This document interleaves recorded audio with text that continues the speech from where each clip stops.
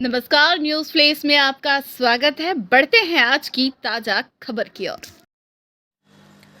देश के संवैधानिक पद को सुशोभित कर रहे देश के उपराष्ट्रपति की मिमिक्री कर वीडियो बनाकर उनका अपमान करने वाले कोई और नहीं बल्कि देश के टुकड़ों में बांटने वाले या वही टुकड़े गैंग के साथ खड़े होने वाले लोग हैं जिन्होंने किसान आंदोलन के वक्त उनका गलत साथ दिया था। हम इसकी कड़े शब्दों में निंदा करते हैं और 143 सांसदों के निलंबन के पीछे लगता है कि निलंबित सांसदों की सोच और नियत में खोट था। यह कहना है कोसली विधानसभा से भाजपा विधायक लक्ष्मण सिंह यादव का, जो जिला रेवाड़ी के गांव बिहारीपुर पहुंची विकसित भारत संकल्प यात्रा में बतौर मुख्य अतिथि यहां 81 लाख से बनाई जा रही सड़क का उद्घाटन करने के बाद पत्रकारों के सवालों के जवाब दे रहे थे।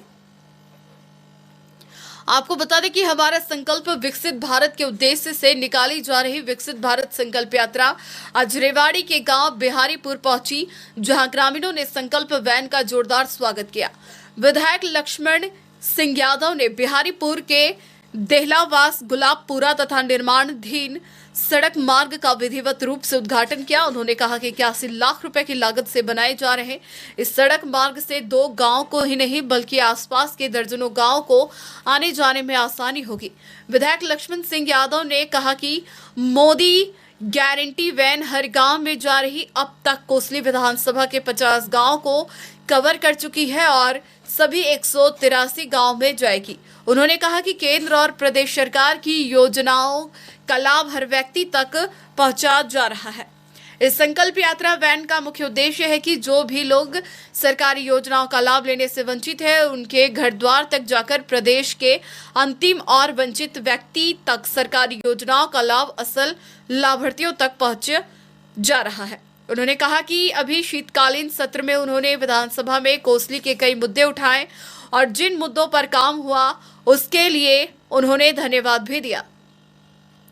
कोसली के गांव लीलोड़ में खराब फसलों का मुआवजा न मिलने पर किसानों ने वहां जाम लगा दिया और इस सवाल पर उन्होंने कहा कि उन्होंने इस मुद्दे को भी सदन में उठाया, जिस पर जल्द ही कार्रवाई होगी क्योंकि सरकार की नियत में खोट नहीं। तो 143 सांसद धरने पर बैठे जंतर मंतर पर क्या कहना है। प्रजातंत्र में सबको अधिकार है, कोई अपनी कैसे बात उठाता है वो भी उठा रहे होंगे, लेकिन उनके मुझे इस बात में कोई खोट नज़र आता है। अगर सही बात के लिए बैठे तो अच्छी बात है, प्रजातंत्र में बैठना भी चाहिए और प्रजातंत्र में अपोजिशन रहेगा जब भी पोजीशन ठीक से काम करेगा, इस बात को भी मैं सहमत हूँ। कोसली हल्के के लिए काफ़ी मुद्दे उठाए आपने। कोसली हल्के के लिए ये लीलोड वाला मामला जो है उसको भी मैंने उठाया, कोसली का जो बाईपास था उसका मामला भी उठाया, कोसली का जो बस स्टैंड था जो आज लो लाइन एरिया में उसका भी उठाया, पीएचसी से सीएचसी ढहिना की जो बननी थी तो उसका मामला भी उठाया, कवाली में जो एस्ट्रोटर्फ जो हमारी हॉकी की बननी चाहिए थी उसका भी मामला उठाया और वो तो पहले से तय भी थी, लेकिन उसमें कुछ ज़मीनी विवाद था। आज हमने उसको सुलझा लिया है ज़मीन को और उसको भी हम जल्दी एस्ट्रोटर्फ को भी सिरे चढ़ाने का काम करेंगे। तो ऐसे अनेक मुद्दे थे जो कोसली से संबंधित थे और आपके कोसली की आशीर्वाद से, जनता के आशीर्वाद से मैंने विधानसभा में 40 बार अलग अलग मुद्दों पे चर्चाएं भी करी है और 40 बार अलग अलग मुद्दों पे काम भी हुए हैं। और इसका आपने पिछले दिनों उदाहरण देखा होगा, आदरणीय दुष्यंत जी से मैंने कहा हमारे यहाँ टोल इतने लगा दिए और बाकी हरियाणा में कम है, लेकिन हमारे दोनों टोल भी हटे, उसके साथ साथ हरियाणा के 6 टोल भी हटे।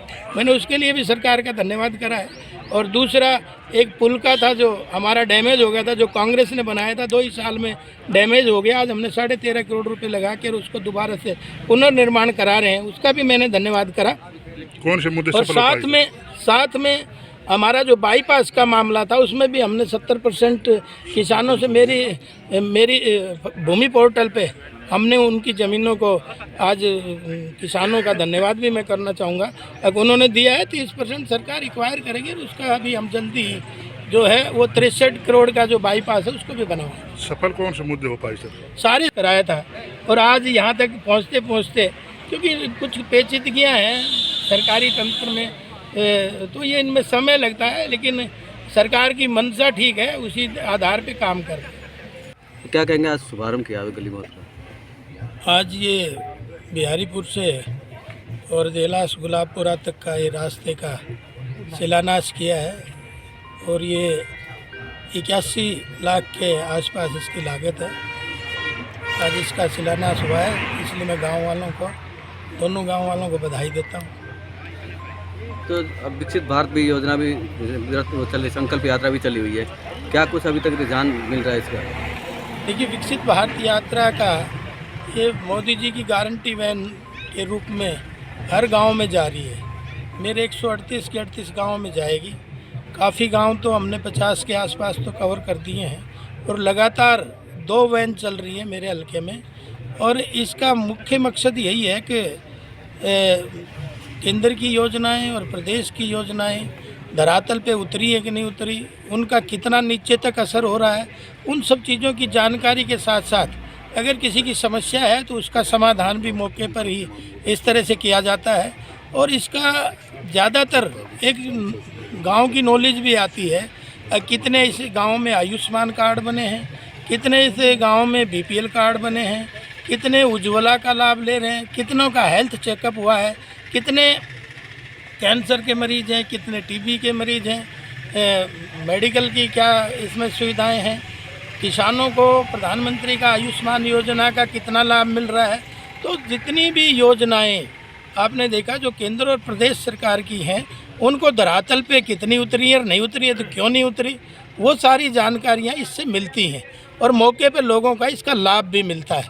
तो ये बहुत सारी चीज़ें हैं जो, क्योंकि पहले की सरकार आपने देखा है कि योजनाएं तो बन जाती थी, एसी में बैठ के बना देते थे, लेकिन धरातल पे कितनी उतरी इसकी कोई चिंता नहीं करता था।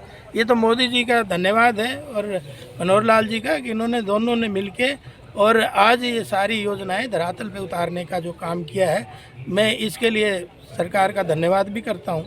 तो एक उपराष्ट्रपति का अपमान जो आप जैसे सामने आ रहा है, क्या कहेंगे इस पर? देखिए, उपराष्ट्रपति तो एक बहुत बड़ा गरिमामय पद है, उसकी अवहेलना कर रहा है तो वो देश की क्या अवहेलना करेगा, ये एक सोचने और जांचने का विषय है। और जो भी उपराष्ट्रपति का जो अपमान कर रहे हैं, उनका अगर आप इतिहास उठा के देखेंगे तो वो ज़रूर ऐसे लोगों के साथ खड़े मिलते हैं अगर जो देश को तोड़ने वाली ताकतें हैं। बट टुकड़े टुकड़े गैंग ही है, टुकड़े टुकड़े गैंग जब जेएनयू में हुआ था, भारत माँ तेरे टुकड़े होंगे इंशाल्लाह, उनके साथ भी